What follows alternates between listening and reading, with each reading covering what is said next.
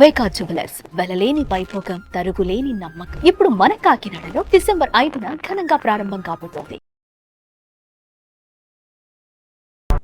నమస్తే కళ్యాణ్ గారు. జై గారు. నమస్తే అండి. అన్నా చెల్లెళ్ళ ఇష్యూ అండి. చెల్లి మనల్ని కాంటాక్ట్ చేసింది. ఒక 4 ఏళ్ల నుంచి వాళ్ళ అన్నయ్య తనతో మాట్లాడట్లా, కనీసం ఫోన్లో కూడా తను అంటే తిని ఈ అమ్మాయి నెంబర్ చూడగానే కట్ చేస్తున్నాడట.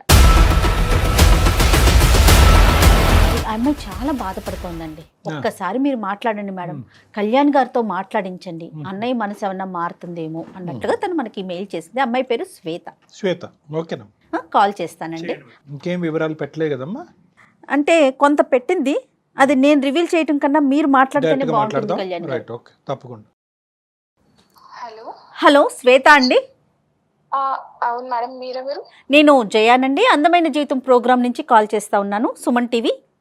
నమస్తే మేడం. నమస్తే శ్వేత, బాగున్నావమ్మా? బాగున్నాను మేడం. ఓకే, నాతో పాటు డాక్టర్ కళ్యాణ్ చక్రవర్తి గారు కూడా ఉన్నారు.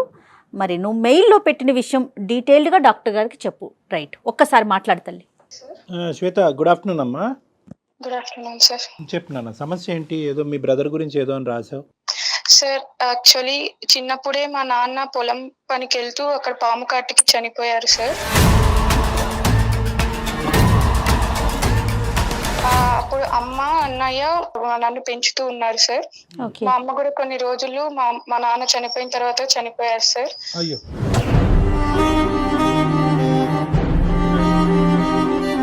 మా తల్లిదండ్రులు ఇద్దరు చనిపోయిన తర్వాత మా అన్నయ్య ఎంతో కష్టపడి తన చదువుని కూడా త్యాగం చేసి నా కోసం ఎంతో కష్టపడుతూ నన్ను చదివిపించారు సార్. ఓకే అమ్మా. అన్నయ్య బాధ్యత. నీ వయసు ఎంత అమ్మా? ఆ అన్నయ్యకి నీకు సుమారుగా ఏ ఎంత వయసు? గ్యాప్? తల్లిదండ్రులు, ఆ తల్లి అమ్మ కూడా చనిపోయినప్పటికీ ఆ టైం సార్, మా అన్నయ్యకి అప్పుడు 16 సంవత్సరాలు సార్. నీకు నాన్న? నాకు 8 సంవత్సరాలు సార్. బా, గ్రేట్ అమ్మా అన్నయ్య. సూపర్. మా అన్న చదువును కూడా త్యాగం చేసి ఎంతో చిన్నప్పటి నుంచి కష్టపడి పెంచారు. మరి ఫైనాన్షియల్ గా ఎట్లా తల్లి? పొలం ఏదన్నా ఉందా శ్వేత? అప్పుడు ఉన్నింది మేడం. ఇప్పుడు మా అన్నయ్య నన్ను పెంచడం కోసం బిజినెస్లు చేస్తూ ఇలా జరుగుతూ అన్ని లాస్ అయింది. ఏం చేస్తుంటాడు అన్నయ్య? అన్నయ్య చాలా అంటే వేరే వేరే పనులు, పొలం పనులు అన్ని చేసుకుంటూ ఇలా ఫ్రెండ్స్ తో కలిసి బిజినెస్ స్టార్ట్ చేశారు. కానీ నీ చదువు గురించి తను చదువు వదిలేసాడమ్మా? అవును సార్. నా చదువు కోసం నన్ను ఈ సొసైటీలో మంచిగా పెంచడం కోసం, అమ్మా నాన్న లేని లోటు తీర్చడం కోసం, నా ఆనందం కోసం తన ఆనందాలన్నీ వదులుకున్నాడు సార్. నీ చదువు అయితే స్మూత్ గానే కొనసాగిందమ్మా? ఇంటర్ అయిపోయి బీటెక్ సెకండ్ ఇయర్ వరకు మంచిగానే చదువుతూ వచ్చాను సార్. Okay, BTech. ఆ ఫీజులన్నీ కూడా, కాలేజ్ ఫీజులన్నీ కూడా అన్నయ్యే? మ్యామ్, ఇప్పుడు నేను మా అన్నయ్యకి చాలా దూరంగా వచ్చి బతుకుతున్నాను మ్యామ్. అంటే ఎట్లా? అర్థం కాలేదు తల్లి. చదువు అయిపోయిందా నీది? ఇప్పుడు చదువు అయిపోయి నేను మంచిగా జాబ్ చేస్తున్నాను. ఓకే. దీనికన్నా ముందు జరిగిన కొన్ని సంఘటన వల్ల నేను మా అన్నయ్యకి చాలా దూరం అయ్యాను. ఏమైందమ్మా? అంత ప్రేమగా చూసిన అన్నయ్యకి నీకు మధ్యలో అంటే ఏం జరిగింది? మా అన్నయ్యకి అప్పులు పాలవ్వడం వల్ల నేను మా అన్నయ్యకి చాలా హెల్ప్ చేయాలని చాలా ఎన్నో జాబ్స్ వెతుక్కున్నాను. Okay, okay. అంటే చదువుకుంటూ జాబ్స్ చేయాలనుకున్నావమ్మా? అవును సార్, చదువుకుంటూ జాబ్స్ చేయాలనుకున్నాను. తప్పులేదు. అవన్నీ కుదరని పరిస్థితిలో నేను ఒక తప్పుడు మార్గాన్ని ఎంచుకున్నాను. అంటే ఏంటమ్మా? అది కాల్ గర్ల్ గా నేను పని చేయాలనుకున్నాను సార్.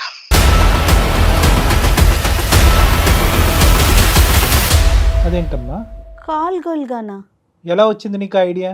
అంటే కొన్ని దాంట్లో ఇలాంటి పనులు చేస్తే త్వరగా అమౌంట్ సంపాదించవచ్చు, మా అన్నయ్యకి నేను అప్పులు అన్ని తీర్చేయచ్చు అనే ఒక దీంతో చేయాల్సి వచ్చింది.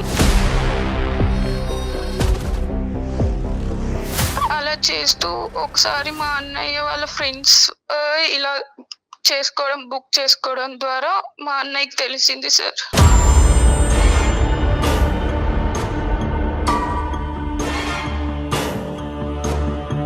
ఏంటమ్మా, మీ అన్నయ్య వాళ్ళ ఫ్రెండ్స్ నిన్ను బుక్ చేసుకున్నారా? అంటే ఏంటి, నువ్వు అంటే ఏమైనా వెబ్సైట్ లాంటిదా అది? ఏంటది? లేదు సార్, ఇలా మాకు కొంతమంది మా నెంబర్స్ ఇస్తారనమాట, ఇలా కావాలి అనుకున్న వాళ్ళకి. అలా జరిగింది. అప్పుడు మా అన్నయ్య ఫ్రెండ్స్ చూసి ఇలా మీ చెల్లి ఇలాంటి పనులు చేస్తుంది అని చెప్పారు. ఏం మాట్లాడమంటావు తల్లి? తప్పు లేదమ్మా, మరి ఆయన బాధపడటంలో ఏం తప్పేమన్నా ఉందా? మాట్లాడమంటావు? నిజంగా బిజినెస్ పరంగా లాసెస్ వచ్చి ఫైనాన్షియల్లో ఊబిలో కురిగిపోయినా అతను నిన్ను కాపాడుతున్నాడు, నీ చదువును కాపాడుతున్నాడు, నీ వ్యక్తిత్వాన్ని కాపాడుతున్నాడు, నీ భవిష్యత్తును కాపాడుతున్నాడు.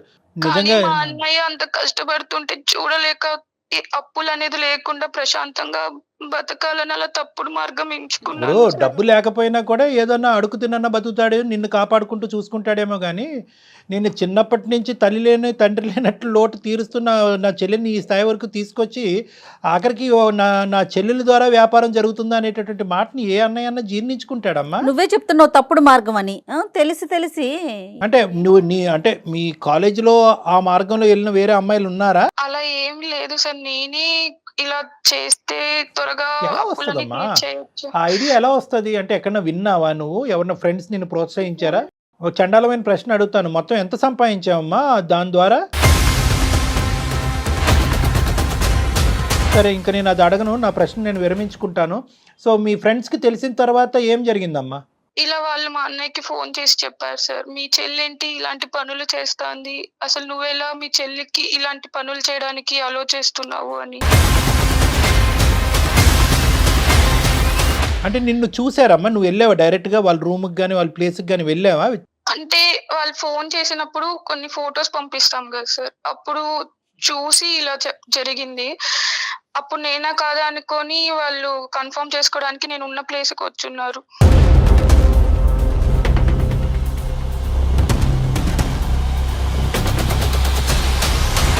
తల్లి ఏం మాట్లాడాలో అర్థం కావట్లేదు బంగారు తల్లి. ఏమమ్మా ఇదంతానే, ఇంత చండాలమా? సరే, ఇప్పుడు అన్నయ్యకి చెప్పిన తర్వాత అన్నయ్య రియాక్షన్ ఏంటమ్మా? అదే సార్, వాళ్ళ ఫ్రెండ్స్ వచ్చి నన్ను చూసి ఇలా మా అన్నయ్యకి ఫోన్ చేసి చెప్పారు, ఇవన్నీ నువ్వే చేపిస్తున్నావా లేదా మీ చెల్లె చేస్తాందా ఈ పనులు అని. అంతే కదా. అంతే.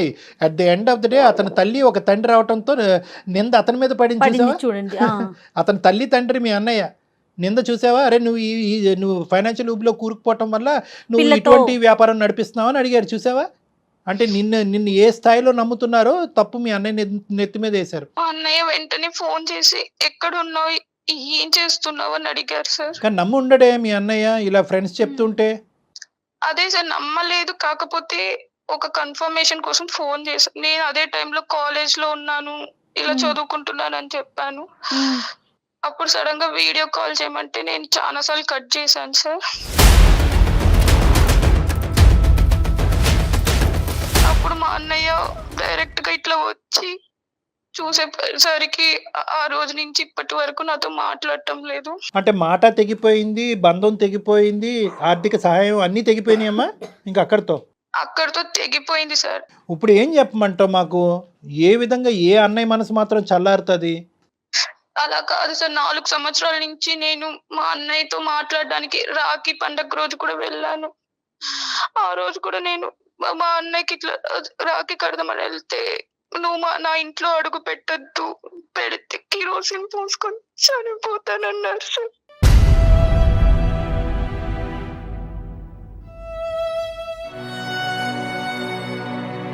పెళ్ళయిందమ్మా అన్నయ్యకి? ఇంకా అవ్వలేదు సార్, తెలియని వయసులో చేశాను సార్. No, no. కానీ ఇప్పుడు మా అది అన్నయ్య అమ్మా, అది తెలియని వయసు కాదమ్మా. నువ్వు అదే బీటెక్ చేయాలని తెలిసింది కదా నీకు. తెలియని వయసులో నువ్వు చేసినా ఏ పని చేయకూడదో ఆ పని చేసావు కదా తల్లి. దాన్ని అలా సమర్థించుకోకు. ఓకే, నువ్వు చేసింది తప్పు, దాన్ని ఒప్పుకో అంతే తప్ప నేను తెలియని వయసులో అంతే కదా. వయసు మీద ఏకమ్మ నింద. ఎందుకంటే నువ్వు బీటెక్ చదువుకుంటున్నావు, పెద్ద పెద్ద టెక్స్ట్ బుక్లు చదువుతున్నావు, ఎన్నో పరీక్షలు రాస్తున్నావు. పోనీ ఏదో అది సాంప్రదాయంగా ఆ కాలేజ్ మొత్తం అంతా ఇదే పనిలో ఉన్నారంటే మేము అనుకోవచ్చు.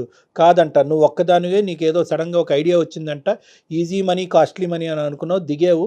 పోనీ ఒక్కసారి దిగిన తర్వాత తప్పు తెలుసుకుని చంపలేసుకుని ఈ చండాలం డబ్బులు నాకు వద్దు అని అనుకుంటే సరిపోయి ఉండేది. మీ అన్నయ్య ఫ్రెండ్స్కి దొరక్కపోతే ఇప్పటికీ కూడా నువ్వు ఇదే వ్యాపారంలో ఉండేదానివేమోగా. తప్పుగా అనుకోద్దమ్మా నా మాటని. అలా కాదు సార్, మనీ వస్తే నేను మా అన్నయ్యకి హెల్ప్ గా నీ ఉంటాను. మనీ చల్లంగా ఉండే మనీ కోసం ఏం చేస్తారే తల్లి, ఎలాంటి పనులు చేస్తారు? అమ్మ, నువ్వు డబ్బులు తీసుకెళ్ళి మీ అన్నయ్యని బిజినెస్ అనేటటువంటి ఒత్తిడిలోంచి బయట వేస్తావు, కానీ ఎక్కడి నుంచే డబ్బులు వచ్చినాయి అని చెప్పే ధైర్యం ఉందా నీకు? చెప్పగలుగుండేదానివా అప్పుడు అన్నయ్య ఈ పద్ధతుల ద్వారా నాకు ఈ డబ్బులు సంపాదించిందని? లేదు సార్, అంత ధైర్యం లేదు సార్. సరే ఇప్పుడు ఇప్పుడు మాకు చేయటానికి ఏంటమ్మా, అన్ని ప్రయత్నాలు జరిగినాయి, మీ అన్నయ్య చల్లబడట్లేదు, నాకు మళ్ళీ మా అన్నయ్యతో బాండింగ్ కావాలి అని నువ్వు మమ్మల్ని కోరుకుంటున్నావు, దానికి మేము మీ అన్నయ్యని సంప్రదించాలా? అవును సార్, ఒక్కసారి మా అన్నయ్యకి మీరు కాల్ చేసి మాట్లాడండి సార్ ప్లీజ్. అతను మాట్లాడచ్చు, మాట్లాడకపోవచ్చు. ఏం కళ్యాణి గారు, ఆవిడ ఫోన్ ఎత్తదా? నువ్వు చేస్తావా తల్లి, ఫోన్ చేస్తావా శ్వేత? నా నెంబర్ తెలిస్తే అసలు మాట కట్ చేసేస్తారు మేడం. ఒక్కసారి నేను మీకు నెంబర్ పెట్టాను కదా మ్యామ్, దాంట్లో నుంచి మీరే ట్రై చేయండి ప్లీజ్ మ్యామ్.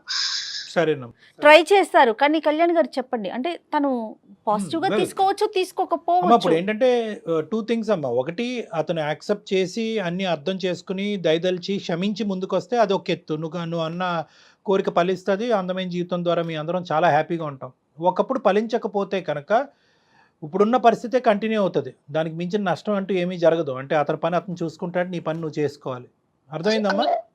అలా కాదు సార్, మీరే ఎలా అయినా మాట్లాడించారు. మా అన్నయ్య లేకపోతే నేను బ్రతుకున్న శవం లాగా ఓ sir. No no no no, అది కాదులే అమ్మా. బేసికలీ ఏంటంటే ఒక్కొక్క వ్యక్తికి ఒక్కొక్క కష్టం ఉంటుందమ్మా, ఒక్కొక్క ఆలోచన శైలి ఉంటుంది.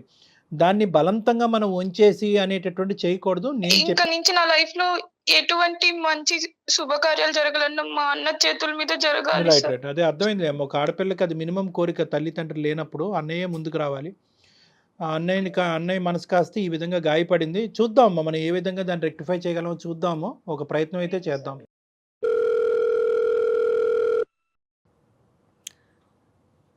హలో, హలో, మనోజ్ గారండి? అవునండి, ఎవరు? నమస్తే అండి, నా పేరు జయ, నేను అందమైన జీవితం ప్రోగ్రాం నుంచి కాల్ చేస్తున్నాను. నాతో పాటు డాక్టర్ కళ్యాణ్ చక్రవర్తి గారు కూడా ఉన్నారు. ఓకే, నమస్కారం అండి. నమస్తే అండి. మీకు తెలియకుండా, అంటే మీ పర్మిషన్ లేకుండా మిమ్మల్ని నేను కాల్లోకి తీసుకున్నానండి. మీతో పాటుగా ఇప్పుడు కాన్ఫరెన్స్లో మీ సిస్టర్ శ్వేత కూడా ఉన్నారు. తను చాలా చాలా బాధతో, నాకు చనిపోవాలనిపిస్తోంది అన్న ఒక బాధతో మాకు మెయిల్ చేసింది. సో దాంతో మేడం ప్లీజ్ ప్లీజ్ ఒక్క నిమిషం. నాకు 4 years బ్యాకే ఒక చెల్లి ఉండేది, చనిపోయింది.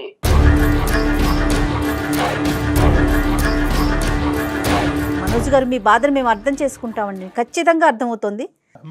మనోజ్, సార్ నమస్కారం సార్. నమస్తే మనోజ్. ఇక్కడ 2 థింగ్స్ నాన్న. ఎవరిని బ్రెయిన్ వాష్ చేయలేరు, ఎవరు కన్విన్స్ చేసేసి ప్రేమని క్రియేట్ చేయలేమమ్మా. నీ భావాన్ని మాడిఫై చేయటమో లేదంటే కొత్తగా ఒక ప్రేమను సృష్టించడం అనేది జరగట్లేదు. ఆల్రెడీ ఉండేటటువంటి ఒక ప్రేమని మళ్ళీ పులకరింపు చేసేటటువంటి విధంగా మనం ఏమన్నా చేయగలమా అనేది ఒక చిన్నపాటి ఆశ.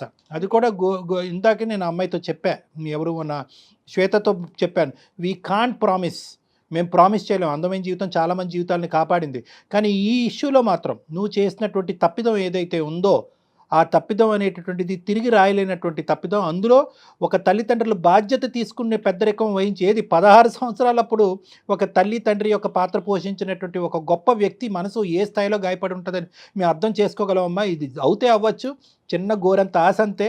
ఒక ప్రయత్నం అయితే చేస్తామన్నా, ఇది ప్రయత్నం మాత్రమే, అల్టిమేట్గా డెసిషన్ ఈజ్ యువర్స్. ఒక 2 నిమిషాలు నేను మాట్లాడతాను నాన్న. సార్ మీరంటే రెస్పెక్ట్ ఉంది కాబట్టి నేను ఈ విషయం మీద మీరు మాట్లాడుతున్నా నేను సైలెంట్ గా ఉన్నాను, ఇన్సైట్ విన్నాను సార్. అన్నయ్య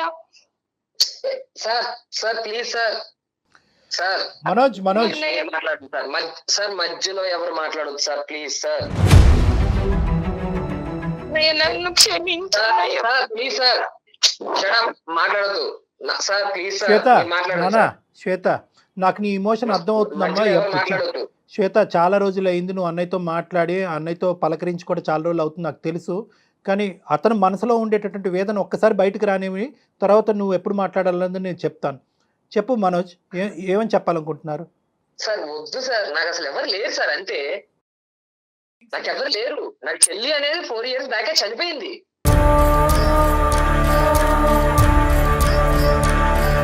నాకు ఎవరు లేరు, నేను ఒంటరి వాడిని. అన్నయ్య మధ్యలో ఎవరన్నా మాట్లాడారంటే మాత్రం కాల్ కట్ చేస్తాను సార్. శ్వేత, నువ్వు ఒక్క 2 seconds ఆగినా ప్లీజ్ కైండ్లీ. నేను ఇది ఎందుకంటే ఇది మేము ఇంతకుముందు డీల్ చేసినటువంటి కేసెస్ లాంటిది కాదు. ఎందుకంటే కనుక ఇదేదో 5 నెలల్లో 6 నెలల్లో అవ్వలేదు మీ ఇద్దరి మధ్యన. ఆల్మోస్ట్ అతను ఫిక్స్ అయిపోయాడు మానసికంగా. ఏంటంటే ఈ బంధం తెగిపోయింది, అమ్మా నాన్న లేరు, ఇప్పుడు చెల్లి కూడా లేదు అనే కాన్సెప్ట్లోకి అతను వచ్చేసాడు. కాబట్టి లేదు, చెల్లి అనేటటువంటి ఆమె ఉంది, కేవలం ఒక తప్పు చేసింది. మనుషులు అనే వాళ్ళు తప్పులు చేయటం సహజం, మానవతా దృక్పథంతో క్షమించడం అనేటటువంటిది కూడా ఇంపార్టెంట్ అనే అంశం అతని బ్రెయిన్లోకి వెళ్ళాలి అంటే ఎందుకంటే ఒక్క 2 నిమిషాలు నేను అతనితో మాట్లాడాలమ్మా. శ్వేత ప్లీజ్.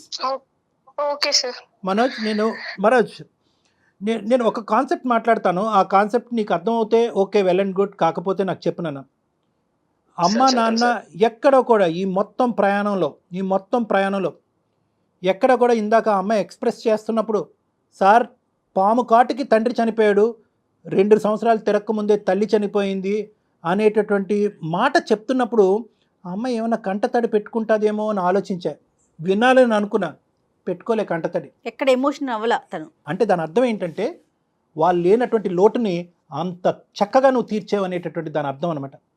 ఎక్కడా కూడా అమ్మాయి నీ గురించి ఒక్క డిస్రెస్పెక్ట్ఫుల్ వర్డ్ చెప్పలేదు తెలుసా.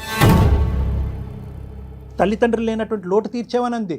ఆ అమ్మాయి గురించి నీ జీవితాన్నే త్యాగం చేసావు, నీ చదువునే ఆపుకుని అతి పిన్న వయసులో బిజినెస్లు చేసి బిజినెస్ సక్సెస్ అవ్వకపోతే ఒక బిజినెస్లోంచి ఒక బిజినెస్లోకి దుంకి ఫైనాన్షియల్గా ఇరుక్కుపోవడంతో అరే మా అన్న నన్ను ఇన్ని సంవత్సరాల పాటు నా గురించి బాధపడ్డాడు. ఏ పద్ధతిలో వెళ్ళింది నీ చెల్లి అనేది తర్వాత మాట్లాడుకుందాం, కానీ తన ఉద్దేశాన్ని ఈరోజు మనం అర్థం చేసుకుందాం. ఒక్కసారి 2 నిమిషాలు నా మాట విని మనోజ్. ఉద్దేశం ఒక్కటే చూద్దాం, కాన్సెప్ట్. ఇందాక నుంచి కాన్సెప్ట్ అంటున్నాను కదా, కాన్సెప్ట్ ఏంటంటే ఉద్దేశం. అరే ఇన్ని రోజులు బట్టి అన్ని త్యాగం చేసి కష్టపడేటటువంటి నా అన్నయ్యకి నేను ఏమీ చేయలేనా?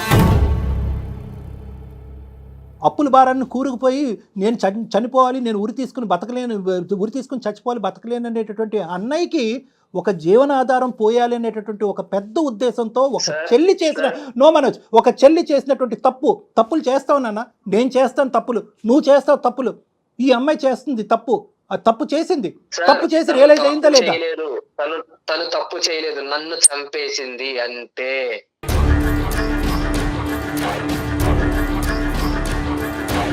నాకు తెలుసు సార్, నా జీవితాన్ని వదిలేసుకున్నా నేను తన కోసం.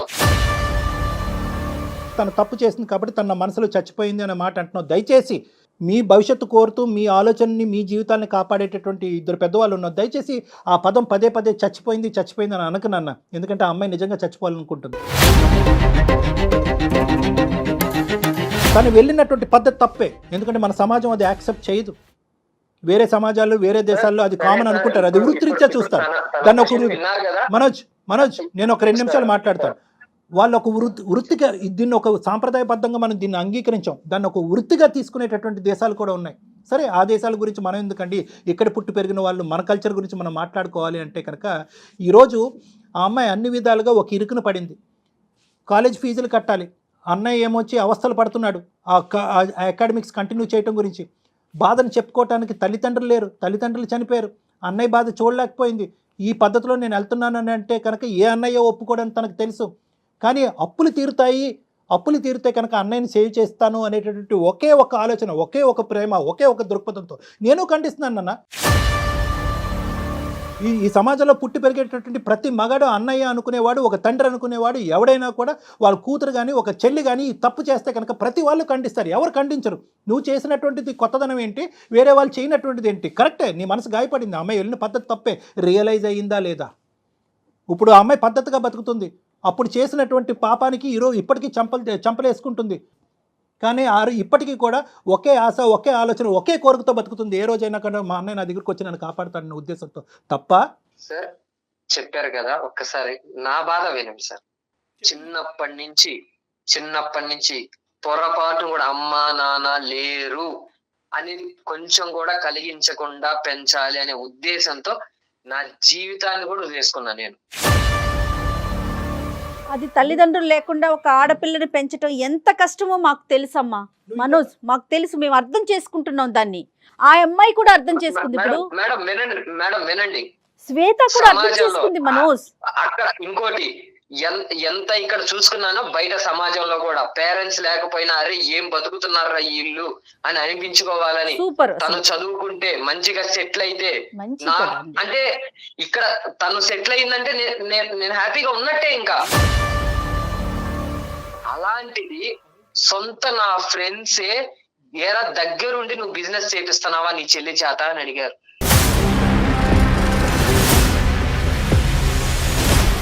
ఏం చేయాలనుకుంటున్నారో నాకు తెలియదు, కలపాలనుకుంటున్నారేమో నాకు జీవితం అలవాటు అయిపోయింది, నమ్మకం లేదు. కమింగ్ టు ద పాయింట్ నువ్వు కూడా ఎంత క్షోభలో ఉండుంటావు. ఎందుకంటే అల్లారు ముద్దుగా పెంచుకున్నటువంటి నీ చెల్లెల్ని ఆల్మోస్ట్ నీ కూతురు చెల్లెలు తల్లి అన్నీ ఆ అమ్మాయి అనుకున్నట్టుగా ఒక ఆడదానికి చూసుకున్నావు.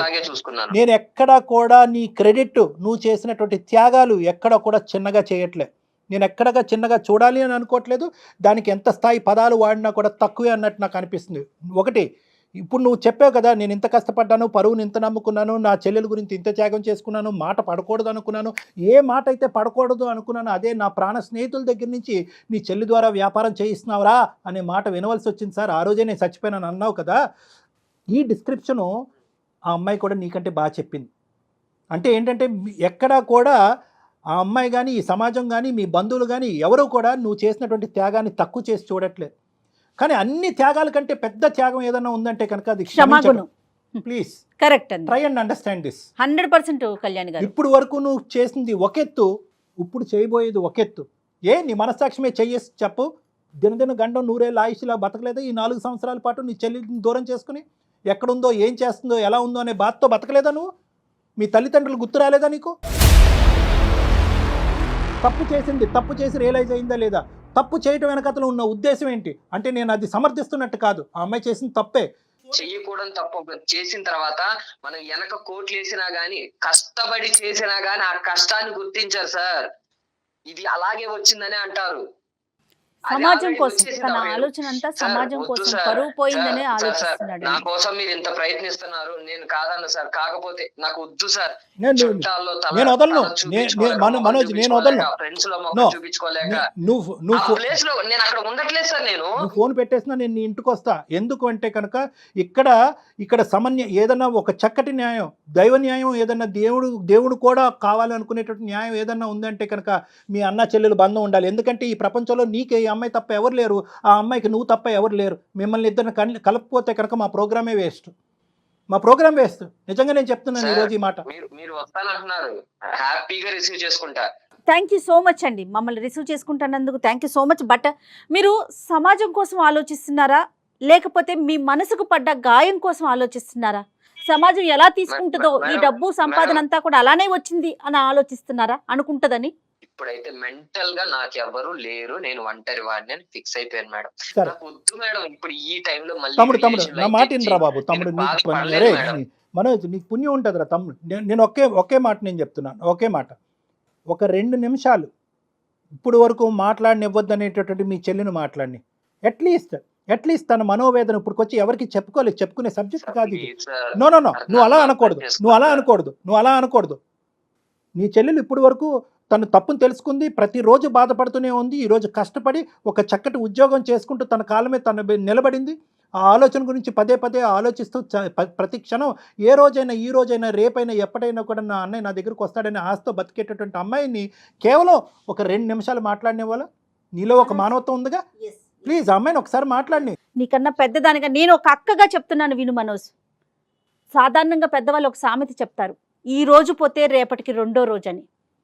వినే ఉంటావు నువ్వు కూడా, ఆ బాధను కూడా ఫేస్ చేసావు. రేపటి గురించి కాదు, దయచేసి దీన్ని మనసులో పెట్టుకో. నేను ఎందుకు చెప్తున్నానో ఒక్కసారి విను. తను చేసింది చాలా పెద్ద తప్పు, ఎవరూ యాక్సెప్ట్ చేయం. కానీ ఒక్కసారి నువ్వు తన బాధ ఏంటో ఒక్కసారి విను ప్లీజ్. ఇది మా పర్సనల్ రిక్వెస్ట్ అనుకో, నేను డాక్టర్ కళ్యాణ్ గారు. అంటే basically what ever the change has to be a permanent change అన్న. ఈ రోజు మేమేదో బలంతో పెడుతున్నటువంటి ఉద్దేశం కాదు. నేను చాలా ఇమోషనల్గా మాట్లాడతాను, గట్టిగా మాట్లాడతాను, మనసులో భావాన్ని స్ట్రైట్ ఫార్వర్డ్గా వ్యక్తపరుస్తాను. ఇక్కడ ఎందుకంటే నాకు క్లారిటీ ఉంది నాన్న. ఓకే నువ్వేరో మీరు నా స్థానంలో నిలబడి ఆలోచించండి సార్ అంటే కరెక్టే. ఎవరి స్థానాన్ని ఎవరు చెప్పలేరు. నీ ఆలోచన నీది, నీ వ్యక్తిత్వం నీది. కానీ at the end of the day మనందరినీ కలిపేటటువంటి ఒక మానవతా దృక్పథం అనే ఒక యాంగిల్ ఉంటుంది, ఒక బ్లడ్ రిలేషన్. అదంతా కూడా మనందరినీ కలుపుతుంది అనమాట. ఎక్కడో ఒక చిన్న జాలి, ఒక దయ. నేను చెప్పాలా మీ చెల్లి గురించి? మీ చెల్లిని నువ్వు చిన్నప్పటి నుంచి ప్రేమించినటువంటిది మీ చెల్లి యొక్క వ్యక్తిత్వం గురించి నేను చెప్పాలా? అమ్మాయి ఏమన్నా అబ్బాయిల గురించి పరితపించేటటువంటి మనస్తత్వమా? అబ్బాయిల వెనకట్లు పడి 10 రిలేషన్షిప్ పెట్టుకునే చెల్లి గురించా నువ్వు మాట్లాడుతున్నావు? కేవలం ఏంటంటే ఒక 10 రూపాయల గురించి ఆశపడి ఆ 10 రూపాయలు తన తిని తందనాలు ఆడటం గురించి కాదు, ఆ 10 రూపాయల గురించి నిన్ను ఊబిలోంచి బయటకు వేయటం గురించి ఒక పరితపించేటటువంటి ఒక మానవతా మూర్తి. అంటే ఆ మానవతా కోణం నుంచి ఒక్కసారి ఆలోచించరాను. ఇంకొకటి నేను చెప్తున్నా, నువ్వు ఇప్పటి వరకు ఇదే కోణం మీద ఎందుకు నిలబడ్డావు, ఇదే ప్లాట్ఫామ్ మీద ఎందుకు నిలబడ్డావు అంటే కనుక ఇప్పటి వరకు ఆ అమ్మాయి వాయిస్, ఆ అమ్మాయి ఇమోషను, ఆ అమ్మాయి టోను వినటానికి నువ్వు రెడీగా లేవు. అమ్మ శ్వేత, ఒక్కసారి మీ బ్రదర్తో మాట్లాడినన్న. హలో అన్నయ్య. చెప్పు. అన్నయ్య ప్లీజ్ అన్నయ్య కాల్ కట్ చేయొద్దు అన్నయ్య.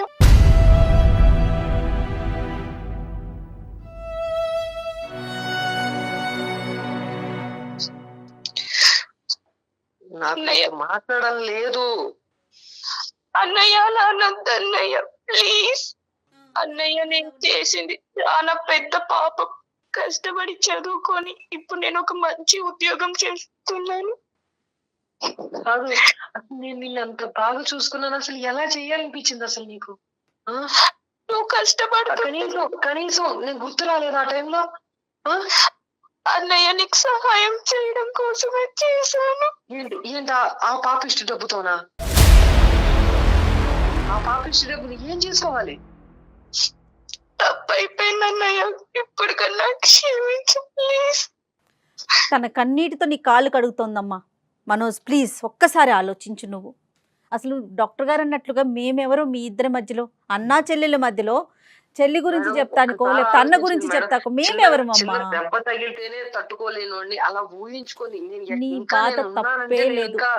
అసలు అన్నయ్య ప్లీజ్ అన్నయ్య, ఒక్కసారి క్షమించన్నయ్య ప్లీజ్ అన్నయ్య. నాకేం అర్థం కావట్లేదు. మనోజ్ అందుగురించే మనోజ్ ఇన్ని రోజులు బట్టి ఆ అమ్మాయి బాధ ఆ అమ్మాయి మనసులో ఉంది, నీ బాధ నీ మనసులో ఉంది. మీరిద్దరు ఎదురుబెదురు కూర్చుని కొంతవరకు మనసు విప్పి మాట్లాడుకుని ఉంటే కనుక ఇంకో విధంగా ఉంటుంది. సరే, నువ్వు చాలా ఎథికల్ అండ్ సెంటిమెంటల్ పర్సన్, నీకు వాల్యూ సిస్టమ్స్ ఎక్కువ ఉన్నాయి కాబట్టి నువ్వు ఆ అమ్మాయిని ఎప్పుడైతే తప్పు అనే పదం విన్నావో, ప్రత్యేకంగా నీ ప్రాణ స్నేహితుల దగ్గర విన్నావో, అక్కడి నుంచి అక్కడ కట్ చేసేసావు. డైవర్ట్ చేసావు. నేను ఇప్పుడు ఏమని చెప్తున్నానంటే, నువ్వు ఒకే పదం అన్నావు ఇందాక, నాకు అర్థం కావట్లేదు సార్ అని చెప్పి. మీకు అర్థం కాలేనప్పుడే మాలాంటి వాళ్ళు. సో నేనేమంటున్నానంటే ఇద్దరు సార్ ఒక్క నిమిషం సార్. అన్నయ్య కావాలంటే నన్ను చంపే అన్నయ్య. అయ్యో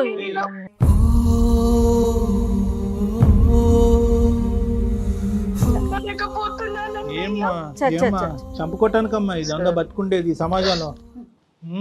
ఏమ్మా మాట్లాడు సార్, తను ఏడిస్తే నాకు ఏదోలా ఉంది. అదే ప్రేమ అంటే మా మనోజ్, ఇదే ప్రేమ. దూరం నా వల్ల కావటం లేదు. లేదు నాన్న, నేను ఒకే మాట చెప్తున్నాను మనోజ్, నీ మనసులో ఇప్పటికీ కూడా ప్రేమ దాగుంది. ఈరోజు ఈ అమ్మాయి తన బాధతో మాకు ఫోన్ చేసింది, నువ్వు నీ బాధతో ఎవరికి చెప్పుకోలేకపోయావు. ఇప్పటికైనా కూడా మీ ఇద్దరిలో ఒక ఆలోచన వచ్చింది అని నాకు అనిపిస్తుంది. ఒకరినొకరు క్షమించుకుంటూ ముందుకెళ్ళాలి. ఎందుకంటే ఆ అమ్మాయి ఏమంటుందంటే, గత ఏదైతే పోయిందో అది పోయింది సార్. నేను చేసినటువంటి పాపానికి, నేను చేసినటువంటి పాడు పనికి నేను శిక్ష అనుభవించాను. ఇక ముందైనా కూడా నేను బ్రతుకుండాలంటే నా జీవితంలో ఒక ఆడపిల్లగా కొన్ని కార్యక్రమాలు ఉన్నాయి. ఆ కార్యక్రమాలు పెద్ద దిక్కు మా అన్నయ్య ముందుకొచ్చి చేయాలని చెప్పి ఒక చిన్న కోరిక. కార్యక్రమాల కన్నా కూడా కళ్యాణ్ గారు ముందు తల్లి తండ్రి తానే కదా. At the end of the day concept ఏంటి? ఇద్దరి మధ్యన ప్రేమ ఉంది, ఒకరికొకరు త్యాగం చేసుకున్నారు అనేటటువంటి ఆలోచన. ఎటొచ్చి తను వెళ్ళిన పద్ధతి తప్పు, నువ్వు వెళ్ళినటువంటి పద్ధతి కరెక్ట్. తన తప్పు తెలుసుకుంది కాబట్టి ఈ బాధను ఇక్కడితో ఆపేద్దాం, మనం ఈ గొడవని ఇక్కడితో ఆపేద్దాం. మీ ఇద్దరు మళ్ళీ మీ బంధం మళ్ళీ ఇది అవ్వాలి, మళ్ళీ బాండ్ అవ్వాలి, మళ్ళీ హ్యాపీగా ఉండాలి. నీ చేతుల మీదుగా మీ చెల్లి యొక్క పెళ్లి జరగాలి. తన భవిష్యత్తు అంతా కూడా నీ చేతుల మీద నిలబడాలి. నీకు ఒక జీవితం ఏర్పడాలి, తనకు ఒక జీవితం ఏర్పడాలమ్మా. ఓకేనా మనోజ్? ఒకసారి కలవండి. నాకు ఇంకా మీ ఆలోచనలో చిన్న సందేహం ఉంది, కానీ మీరు సైలెంట్ అయ్యారు అంటే కనుక మీరు ఆలోచిస్తున్నారు అనేది నాకు ఒక నమ్మకం వచ్చింది. ఓకేనా మనోజ్? రండి శ్వేత, నువ్వు కూడా రామ్మా. నేను చెప్తాను, డేట్ అండ్ టైం చెప్తారు జయ గారు, అప్పుడు వచ్చి కలవండి. సార్ ప్లీజ్ సార్, మీ ముందరే క్షమించాలని చెప్పమనండి సార్. అదంతా ఇమీడియట్ గా ఆగమ్మా, కొంత టైం తీసుకొని. అట్లీస్ట్ ఇప్పుడు వరకు నువ్వు మాట్లాడటానికి కూడా అవకాశం ఇవ్వనటువంటి ఒక వ్యక్తి ఈ రోజు ఆలోచిస్తున్నాడు మాట్లాడకుండా. నా దగ్గరికి రండి, మీ ఇద్దరుని మనం మాట్లాడుకుందాం. ఏం తల్లి? తప్పకుండా వస్తాం sir. Thank you sir. Thank you madam. Thank you మా, థ్యాంక్ యూ. అంటే బంధానికి అట్లా ఎవరైనా సరే లొంగిపోవాల్సిందేనేమో కదా కళ్యాణ్? అంతే మేడం, అది లోపల ఉంది. రిలేషన్స్ కి బయట ఉన్న ఇమోషన్ మనం క్యాలిక్యులేట్ చేసుకుంటూ పోతే కష్టం మేడం. ఎందుకంటే ఎంత త్యాగం చేస్తే ఆ అబ్బాయి అంత ప్రేమగా చూసుకున్నాడు. సో లోపల ఎక్కడో ఉంది. దాన్ని ఏంటంటే ఆ అవమానంతో కప్పేశారన్నమాట. అవమానంతో ప్రత్యేకంగా వాళ్ళ ఫ్రెండ్స్ దగ్గర నుంచి వచ్చింది చూడండి, ఆ ఫ్రెండ్స్ ఎదురుకుంటే తలెత్తుకోలేకుండా పరిస్థితి. ఆ అవమానం, అతను ఏంటంటే పరువుకి ఇంపార్టెన్స్ ఇచ్చే ఒక వ్యక్తిత్వం. అవే రిలేషన్స్. సూపర్ అండి. Thank you so much. Thank you. నమస్తే.